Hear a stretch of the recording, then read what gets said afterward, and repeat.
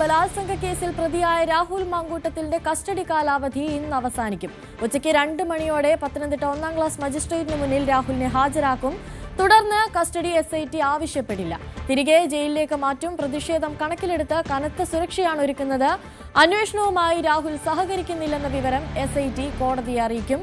Dan Kurian ചേരുന്നുണ്ട് കൂടുതൽ വിവരങ്ങളുമായി. ഡാൻ, അന്വേഷണവുമായി രാഹുൽ സഹകരിക്കുന്നില്ല, അതുകൊണ്ട് തന്നെ ഇനിയിപ്പോൾ എങ്ങനെയായിരിക്കും ഈ തെളിവുകളൊക്കെ ശേഖരിക്കുക എന്നത് അന്വേഷണ സംഘത്തിന് മുന്നിൽ പ്രതിസന്ധിയായി നിലനിൽക്കുകയല്ലേ?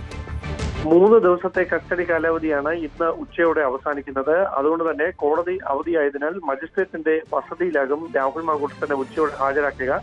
വലിയ സുരക്ഷാ ക്രമീകരണങ്ങൾക്ക് നടുവിലാകും പ്രതിഷേധ സാധ്യതകൾ കണക്കിലെടുത്തുകൊണ്ട് പോലീസിന്റെ നീക്കങ്ങൾ.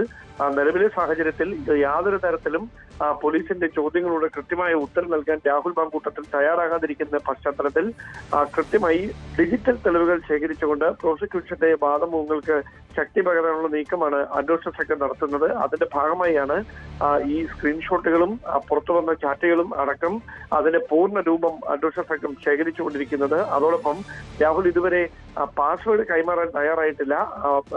അത് ഫോൺ അൺലോക്ക് ആക്കുന്നതിനായി ആ ഫോണിൽ പ്രധാനപ്പെട്ട തെളിവുകൾ ഉണ്ട് എന്നാണ് SITയുടെ നിഗമനം. അതോടൊപ്പം ഇതുവരെ കണ്ടെത്താത്ത ഒരു ലാപ്ടോപ്പ് കൂടിയുണ്ട്. ആ ലാപ്ടോപ്പ് എവിടെയാണ് എന്ന് കണ്ടെത്തിയാൽ മാത്രമേ അതിൽ ശേഖരിച്ചിട്ടുള്ള വിവരങ്ങൾ എന്തൊക്കെയാണ് എന്നതിലും വ്യക്തത കൈവരികയുള്ളൂ.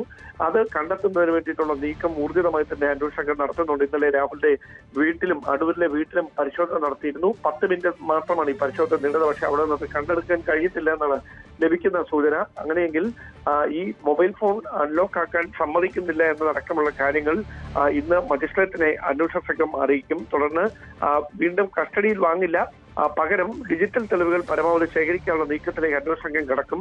രാഹുലുമായി പല സ്ഥലങ്ങളിലേക്ക് പോകുമ്പോൾ ഉണ്ടാകുന്ന വലിയ പ്രതിഷേധങ്ങളാണ് അന്വേഷണ സംഘം നേരിടുന്ന മറ്റൊരു വെല്ലുവിളി. അതുകൊണ്ടാണ് തെളിവെടുപ്പിനായി അടക്കം ഇനി കസ്റ്റഡിയിൽ വാങ്ങേണ്ട എന്നൊരു തീരുമാനത്തിലേക്ക് അന്വേഷണ സംഘം എത്തിയിരിക്കുന്നതും. അതിനിടെ യുവതിയുടെ രഹസ്യമൊഴി രേഖപ്പെടുത്താനുള്ള നീക്കവും SIT ഊർജിതമാക്കിയിരിക്കുകയാണ്. മറ്റൊരു കാര്യം, ഈ രാഹുലിനെ നിയമസഭയിൽ നിന്ന് പുറത്താക്കാനുള്ള ഒരു പരാതി സ്പീക്കർക്ക് ലഭിച്ചിട്ടുണ്ട് എന്നുള്ള വിവരങ്ങളൊക്കെ പുറത്തു വരുന്നുണ്ട്. അങ്ങനെയെങ്കിൽ ഈ രാഹുലിനെ MLA സ്ഥാനത്ത് നിന്ന് രാജിവെക്കാനുള്ള സമ്മർദ്ദം അതേറുകയല്ലേ? കഴിഞ്ഞ ദിവസമാണ് നിയമസഭാ സ്പീക്കർക്ക് ഇതുമായി ബന്ധപ്പെട്ട് DK മുരളി MLA ഒരു പരാതി കൈമാറിയിരിക്കുന്നത്. ആ പരാതി സഭയുടെ ചട്ടവട്ടങ്ങൾക്കനുസരിച്ച് അത് എത്തിക്സ് ആൻഡ് പ്രിവിലേജസ് കമ്മിറ്റിക്ക് കൈമാറുമായിരിക്കും. അവിടെ നിന്ന് ആ റിപ്പോർട്ടിന്റെ അടിസ്ഥാനത്തിലാകും സ്പീക്കർ പിന്നീട് അത് ഗവർണർക്ക് അതുമായി ബന്ധപ്പെട്ട തുടർ നടപടികൾ സ്വീകരിക്കാനായി റിപ്പോർട്ട് സമർപ്പിക്കുക. അവിടെ നിന്നാകും തുടർ നടപടികൾ ഉണ്ടാകുക. എന്തായാലും വരുന്ന സഭാ സമ്മേളനത്തിനിടയിൽ തന്നെ ഈ രാഹുൽ വിഷയത്തിൽ കൃത്യമായ ഒരു തീരുമാനത്തിലേക്ക് സഭ എത്തുമെന്നാണ് അറിയാൻ കഴിയുന്നത്. അതായത് നിയമസഭയുടെ ചരിത്രത്തിൽ ആദ്യമായിട്ടാണ് ഒരു MLA അയോഗ്യനാക്കാനായി ഇത്തരത്തിൽ ഒരു പരാതി കൊണ്ടുവരുന്നതും അതുമായി ബന്ധപ്പെട്ട് തുടർ നീക്കങ്ങളിലേക്ക് കടക്കാൻ തീരുമാനമെടുക്കുകയൊക്കെ ചെയ്യുന്നത്. അതിന് പ്രതിപക്ഷത്തിന്റെ കൂടെ പിന്തുണ ഒരുപക്ഷെ ലഭിച്ചേക്കും എന്നാണ് സൂചന.